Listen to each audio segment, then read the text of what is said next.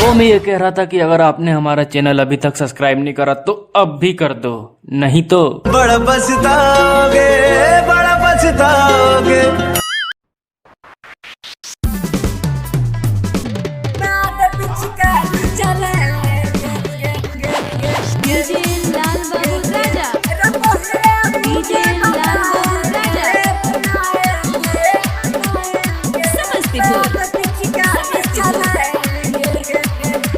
Book करा लो fancy hotel और मंगा लो बिस्की बोतल, रहना है सबको एक के साथ। इधर उधर ना जाना रे, करना नहीं बहाना रे, कान खोल के सुन ले सारी बात। भाई कंट्रोल नहीं होता है। बुक करा लो फैंसी होटल और मंगा लो बिस्की बोतल, रहना है सबको एक के साथ। इधर उधर ना जाना रे, करना नहीं बहाना रे, कान खोल के सुन ले सारी बात।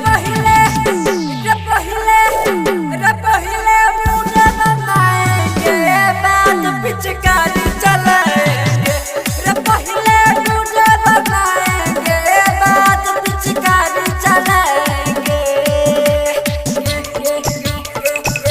बाद पिचकारी चलाएंगे। डीजे लाल बाबू राजा, डीजे लाल बाबू राजा, समस्तीपुर। रंगवा को भर भर के, रंगवा को भर भर गुब्बारा फुलाएंगे, गुब्बारा फुलाएंगे। साली पतर की को, साली पतर की चोली पर चटकाएंगे, चटकाएंगे। रंगवा को घोड़ घोड़ के गुब्बारा बनाएंगे, साली पतर की को चोली पर चटकाएंगे।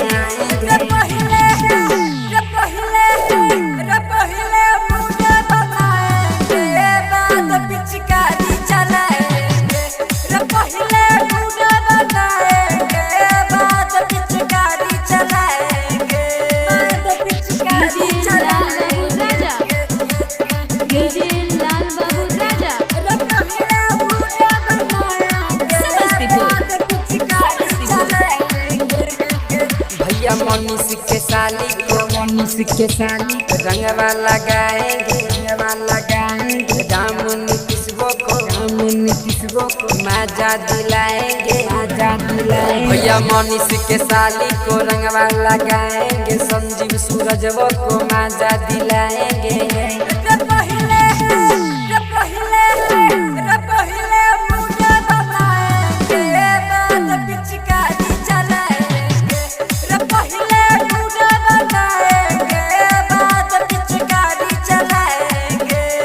Presented by N Kumar Gupta।